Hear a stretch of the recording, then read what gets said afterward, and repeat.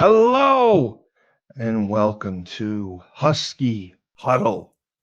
I'm your host, the best podcast host in the universe, Steve Cully. I would like to point out that Coach Schumann is clean shaven, alive, and awake this this afternoon now. So that's 3 for 3. That's good start. That's a really good start. And I'm so happy to hear that. Coach, how are you? I'm doing great, man. I'm doing Yes, phenomenal. How are you I'm doing? do I'm doing my ASMR voice. That's what I'm Yeah. trying to do. Yes. Then you're just gonna put me to sleep because you got that Yes.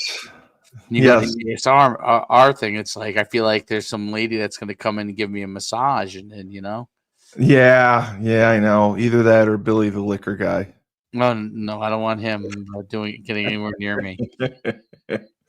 Billy the Liquor Guy. We got one more episode with Are we Billy. doing are we doing him again tonight? Is he gonna? Yeah, it's our last one. Yep.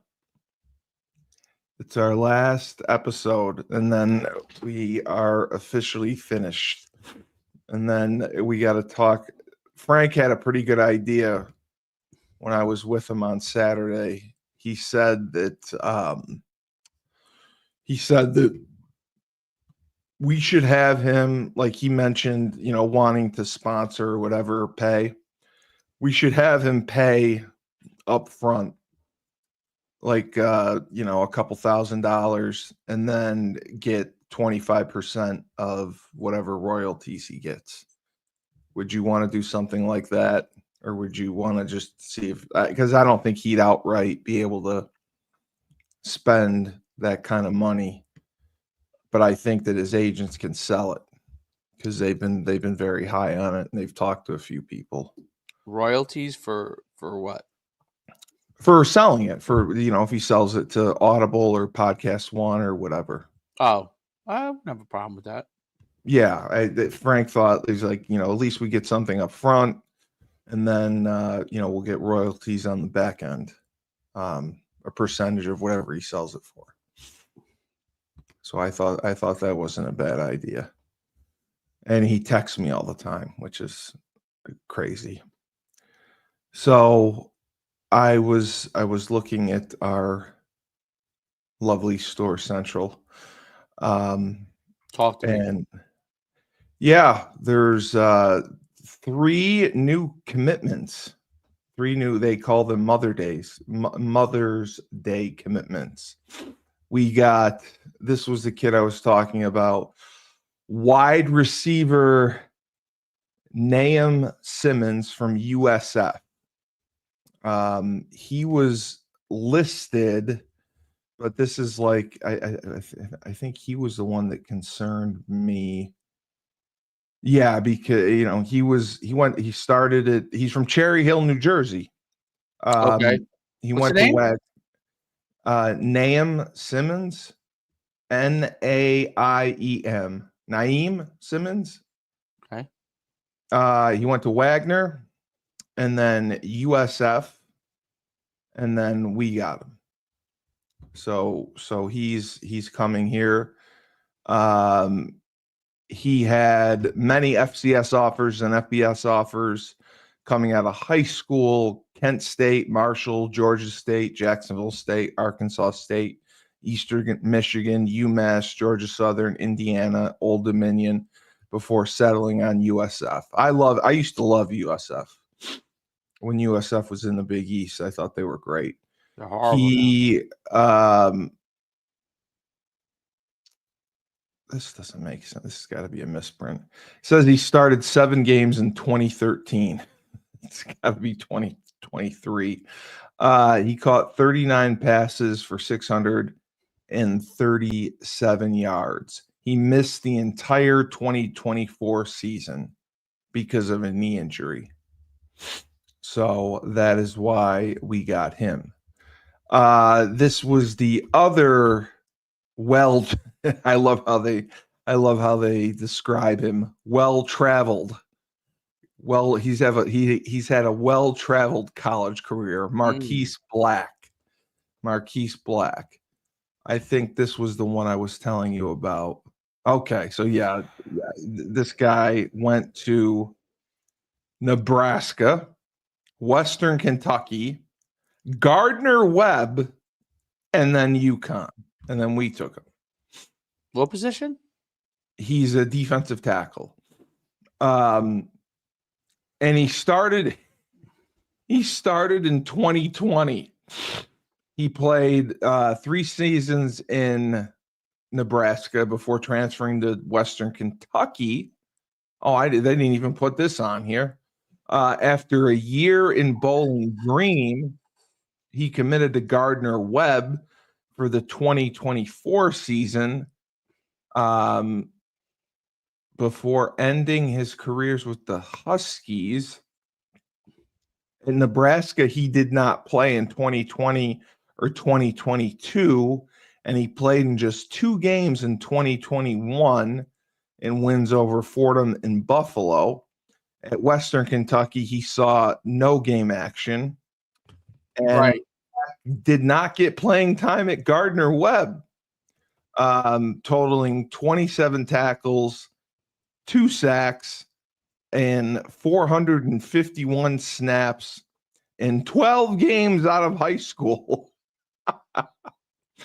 He was a 3-star recruit, choosing the Huskers over offers from Arizona, BC, Eastern Carolina, Georgia Tech, Kansas State, Kentucky, Michigan State, Rutgers, South Carolina, Syracuse, Tennessee, Virginia Tech, and West Virginia. I call bullshit. There's no way this dude had that many offers and picked freaking Nebraska. I mean, if you had that many offers, you're going to Michigan State, you're going to South Carolina, you're going to Tennessee. You're not going to Nebraska, who was a dumpster fire at that point. That's when Scott Frost took over, I believe, around that time. And they were just really, really struggling. So the last transfer, I believe, is he Polynesian? Tashi Crofu, from Boise State. Less fanfare than the other two, being a long snapper and a freshman, but he has an interesting story nonetheless, coming from Lake Oswego, Oregon. Athleticism runs in his family. His father is a former pro skier, mother All-American in field hockey. His family also has brought a few teammates under their roof when they needed some help, and Crofu earned the inaugural Heart and Soul Award at Lake Ridge High School. The Huskies have returnees Zach Christian and grad student Kyle Vasalara on roster for long snapping. So, wow, I mean, they are just, I just can't believe. Number one, where are these scholarships coming from? Because when I played, like, first of all, they limited freshman classes to 25 incoming. Like, that was the most you could bring in. They're up to, let's see, probably, all right, the ones that are still here, 27, they're up to 40 right now. 40 new faces. That's just, well, because remember, people are turning over rosters completely. So I get that. I get that. I didn't know that we had that many spots. I didn't know. We have endless spots. We have endless spots. We just everyone just gets rid of a guy to get another guy in. Yeah, but you can't do, you technically can't do that though, because scholarships became college. There's rules. Yes, scholarships now are 4 years guaranteed. most places. 90% of places. That was one of the NCAA's rules several years ago. I remember Holy Cross, when I was there, we were one of the first schools to guarantee 4-year scholarships. You're a dinosaur, Cully. No, I'm not. It's true. Scholarships are 4-year guaranteed. Like, you can't cut someone. Now, you can cut them from NIL deals and money based on performance that's in the contract, but the actual scholarship itself is allegedly 4 years guaranteed from what I know. They also signed, it looks like, this was the kid I mentioned, DeAndre Harris, Okay. from Chicago, Illinois. He's the Georgetown kid who committed on 5/6 from the transfer portal. And I know that here it is. So the other Georgetown kid is the one I watched, Colby Pee Wee Jr. He went to Maine and then Georgetown and then committed to UConn in December. That's the one that we talked about. That's the one that I remember seeing playing. So that's interesting. And then if you look at the list overall, they lost. The biggest loss, in my opinion, is Darrell Robinson. He was a really good running back. I don't know when he made the decision, but now he's going to Auburn. He's the Auburn kid. He's getting paid in full. That's why he's out. Well, I'm sure we were paying him too. We weren't. But we're not paying him what they're paying. He's getting paid. No. Well, I'm sure, absolutely not. I agree. See, Coley, why do I not have a pen in front of me when I need one? I want to write something down about it. But yeah. And then, Cole Welliver already got a home. That's good. Cole Welliver is going to New Mexico. I'm happy for him. I liked him. I thought that they could have done some things with him. And then the guys that don't have homes are the receiver that I liked, Josiah Gavings. Hopefully he doesn't sign anywhere and comes back. I don't know what made him leave. Like, he was good. He had pretty good. I thought he had pretty good numbers too. So how many did we lose in the spring? And then according to this, we lost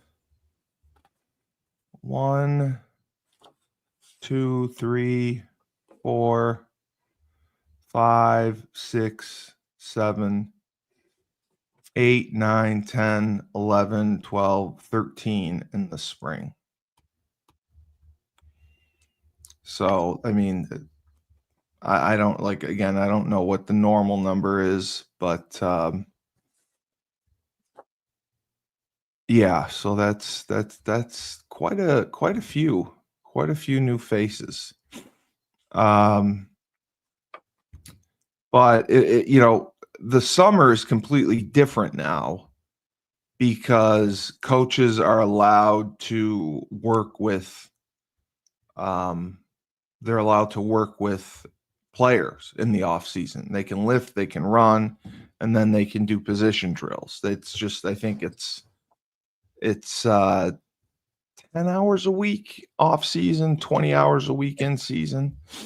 So looking at this, basically, well, the other good thing was we had our rookie free agents signed. Malik Dixon-Williams signed with the Chargers, and the other tackle, Valentine Sen, signed with Arizona. the Falcons signed Carter. Trying to see if I haven't seen anything on Jaden McDonald or no Jelani Stafford. Nate Carter got signed. Sheffield got signed. I saw. Let me check the UConn website just for the hell of it. I can't believe Jaden McDonald wouldn't get signed. I thought he was a really good linebacker. Jaden McDonald. Yeah, he was a very good linebacker. He made a lot of plays. I thought he would have been one of the top defensive recruits. Oh, we also had Christopher Fortin selected in the first round of the CFL. So that's good. Oh, Canadian player. Yeah. That's good. So Gordine and Sheffield were invited. Yeah, UConn defensive tackle Dalmont Gordine and wide receiver TJ Sheffield earned invites to go. Gordine is going with the Chiefs. Sheffield is going to Tennessee.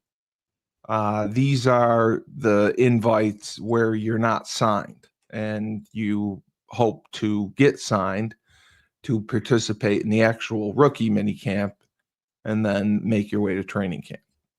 Got it. So that's this weekend. That was last weekend. We'll find out if anyone actually got signed. Sheffield bounced around a little bit. He was, I can't remember if he was the Wisconsin or the Indiana transfer. He just, again, I mean, their numbers were low. Oh, he was Purdue. Okay. He was Purdue. And I mean, he played in 46 games for Purdue, 118 catches, 1,200 yards, and 11 touchdowns. I mean, he just didn't put up spectacular numbers. He did okay for us this year. I believe he led the team in receptions. He did not lead the team in yardage. Oh, Chris D. Wow. Cully fact check Storage Central. Graham Chamberlain, douche. Jim Mora has left witness protection to appear on the Art of Fatherhood podcast. It was a bore. Cully, there are no rules. Just stop. It's not 2022 anymore. Chris D, I swear to God, scholarships are guaranteed for 4 years. I know that the NIL stuff and everything, there's no rules. But if you look it up, I swear, the NCAA guaranteed scholarships for 4 years.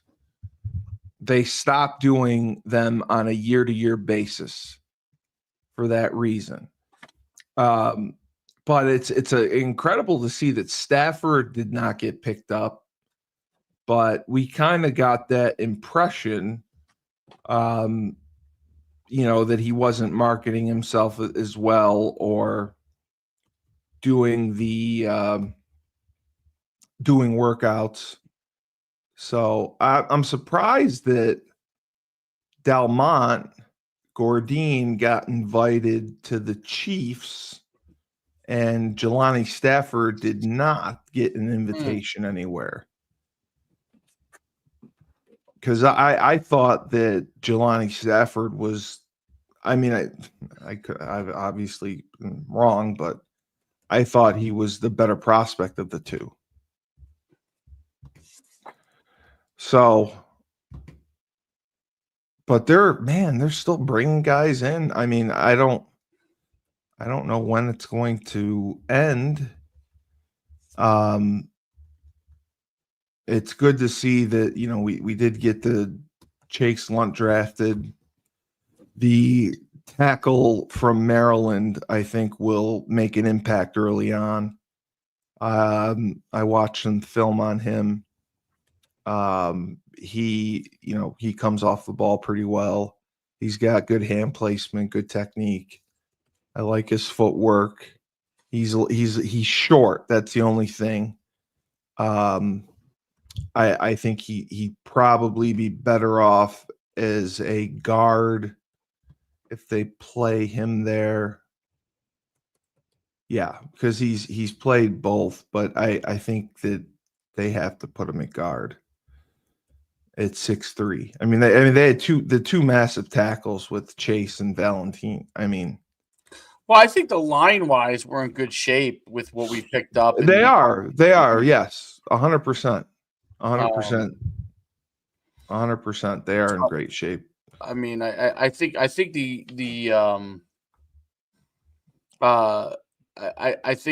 as far as what we're doing, as far as recruiting there in the portal, we're doing a great job for the most part. Basically, we're picking up all guys that would be backups or like depth, and some of those guys. It sounds like to me, we don't need them to be superstars. We need them to be. No, you're right. They need to add quality depth and be able to step in a pinch, Right. if there's injuries and someone goes down, and start a game or two here or there. I totally agree. Right. And again, looking at the schedule that we have, it was somebody that mentioned that we were playing. They were right. Okay. Florida Atlantic, we play November 22nd. When I interviewed Rashamel Jones, he mentioned that he thought we were playing Florida. And he was right, Florida Atlantic. And that is down in Florida. So 1, 2, 3, 4, 5, 6, 7, 8, 9, 10, 11, 12. So 12 games again. 12 games. 12 games. We were 8-4 last year, and then finished 9-4. So that's good. I mean, that's another winnable game for us. It's on the road. 1, 2, 3, 4. Wow. I mean, we had 7 home games last year, and this year we only have 5. So that's tight. I wish they had gotten why the fuck are we playing Delaware at Delaware? Like, really? Like, if you're gonna play an FCS school, at least make them come to you. Air Force is TBA, so I guess it hasn't been determined if it is going to be. It has to be a home game for us. I mean, to make it 6-6. I mean, I'm gonna check out Air Force's schedule just to see who they have. Because so that'll give us an idea of if they're going to if they're coming here or not.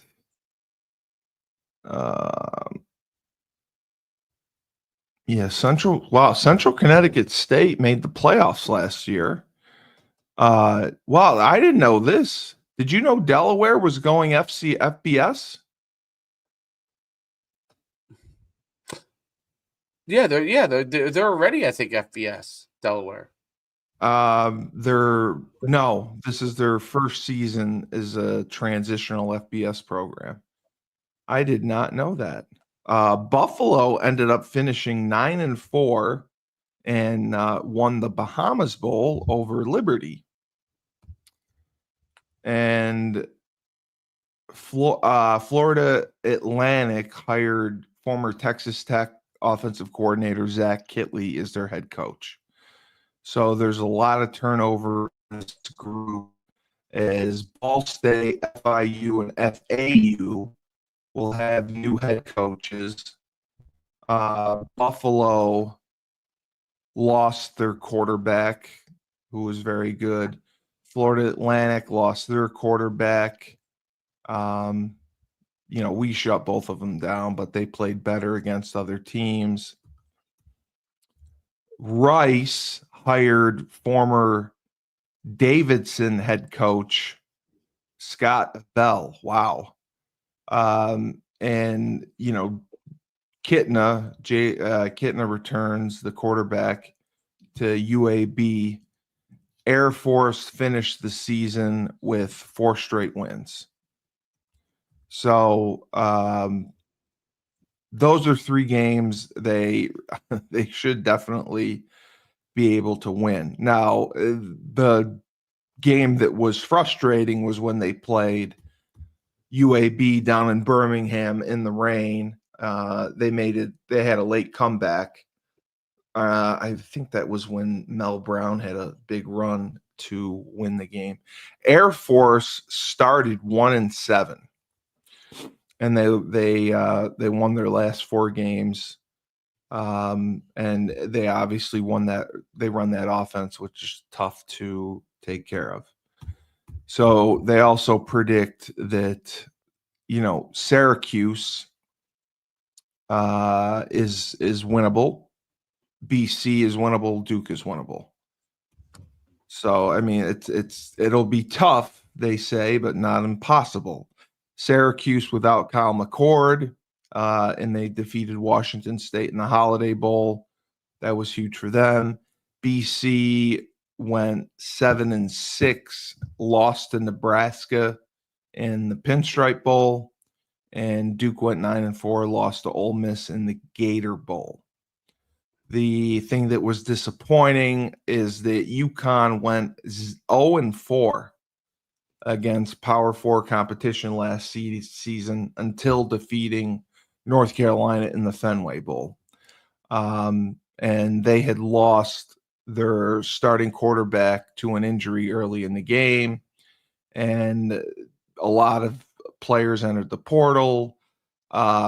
Their running back, who I thought was a stud, ended up being a first-round draft pick, Omarion Hampton.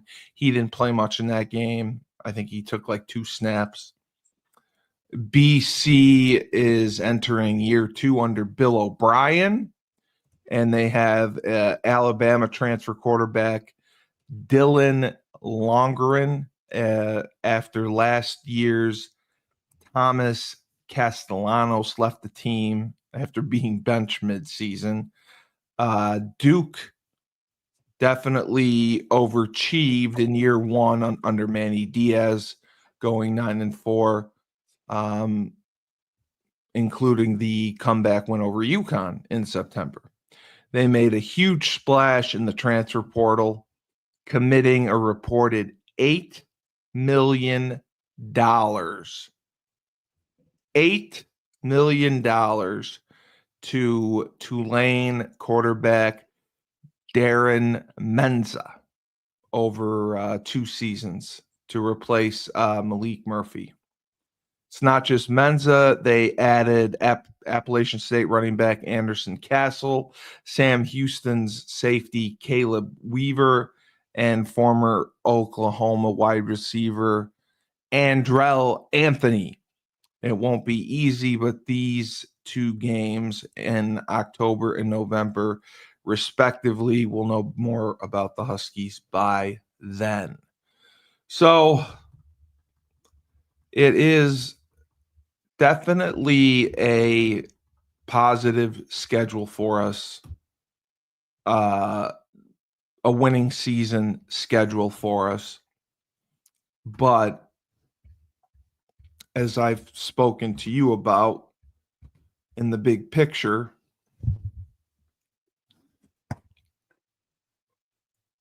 we're not playing anyone except Christie Air Force is at home.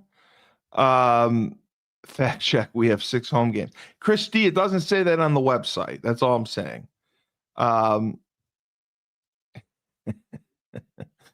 Just say yes to greatness, Coach Schumann.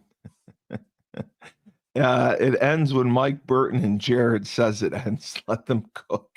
Let them cook. Let them cook. Christy, What is the Art of Fatherhood podcast? What is that? I don't know. Christy, what is your fee for a 15-minute segment on Husky Huddle? There's no fee.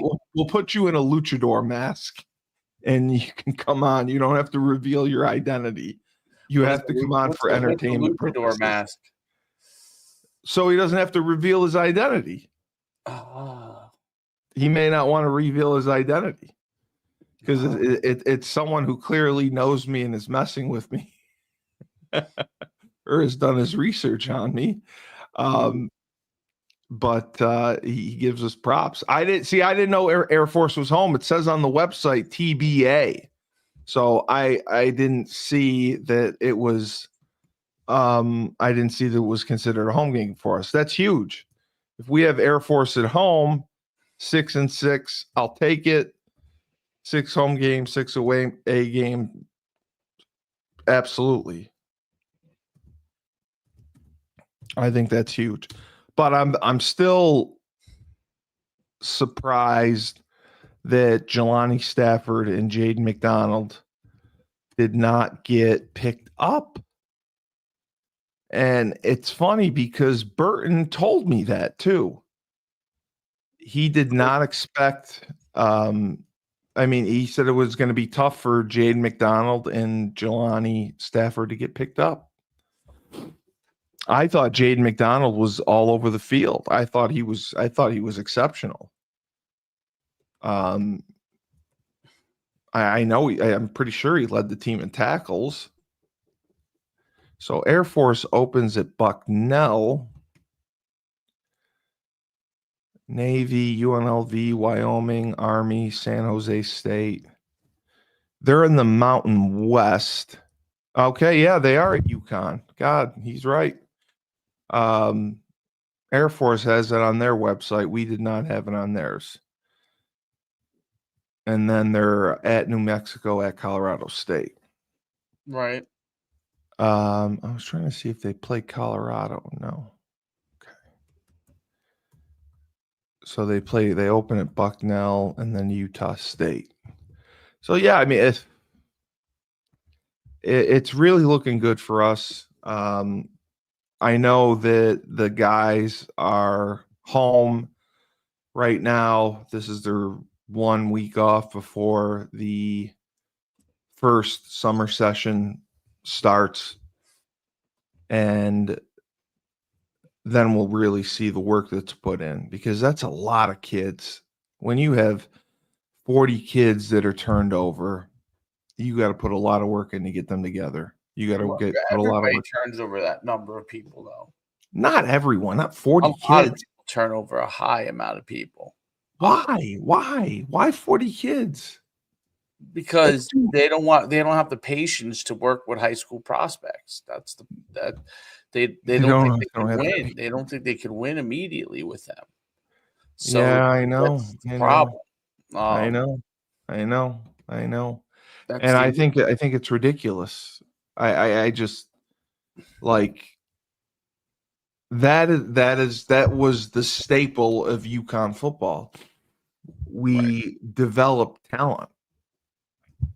And now you're saying there's no room to develop talent. It's just take a 22-year-old kid, he graduates. There we go. We're rubbing our eyes. The yawns are going to start coming.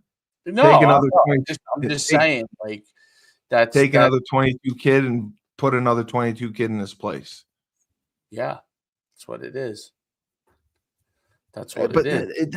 That's wrong. That's just wrong. I disagree. I disagree. You disagree with what? I protest. What are you protesting? I mean, I don't like that. That's the model that we're taking kids that have transferred 4 times. I mean, the kid from Nebraska went to Western Kentucky, Gardner-Webb, Jacksonville State. I mean, and then us, like he played 3 years at Nebraska. He's from 2020. It's 2025. Like I just, and you moved down to Gardner Webb and you didn't even play there. So I don't understand the benefit of taking a kid like that. I mean, you think it's beneficial to? They're looking at them as maybe they're backups or maybe they're guys that can contribute right away. They don't have to worry about if they miss on a guy. And I think listen, I think there's a big thing with yeah, if you don't get a top tier guy, for some reason guys are worried about missing and that the player's not going to be ready quick enough for them before they get fired type of deal. Well, I agree with that. I mean, everyone misses. I mean, that's recruiting. I mean, every recruiting class, the recruiting class I came in with, I mean, I think we had 4 starters out of the kids we brought in. We didn't hit on nearly everyone. That's just the name of the game. That's recruiting. And even in the transfer portal. But now, I mean, with the money involved, I think it's worse because you're paying transfers and you're guaranteeing them money. They're getting paid regardless of how they perform. They just will not get paid the next year. And a lot of these transfers have one. I mean, you're taking a 1-year flyer on them. Yeah. Well, let's wrap the show up and let's wrap this show up and go do some QB stuff. You wrap the show up. Okay, you've had enough of me. No, I haven't had enough of you. There's nothing to talk about. They're going to get There is. I've been talking about the transfers. We had 3 transfers that came in. Well, it's great. We talked. It's great. Yeah, it's great. We talked about it. We need line. We need line, and we need line. Yeah, it's great. All right. We should talk more about how AI can help us get better players. I don't know. I don't know what's going to help us get better players, but all right. Well, for Husky Huddle, we're still adding people to the transfer portal. Chris D, you're welcome on anytime. And we'll put you in a luchador mask and disguise your voice. We'll hide your identity, and you can make fun of me. And we'll talk about how much we love Jared and what a great job he's doing. So for Coach Schumann, I am Steve Cully. Remember, when life gives you lemons, don't make lemonade. Take 2 oranges and throw them back at life.